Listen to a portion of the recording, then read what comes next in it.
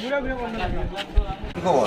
এই তো ভালো। আচ্ছা ভাই, আপনার বাসা কোথায়? আমি দেখি অনেকগুলো চাঁদা মানে কিন্তু আসলে কখনো জানা হয়নি যে আপনার বাসাটা কোথায়। আমার বাসা সিরাজগঞ্জ সদরেই।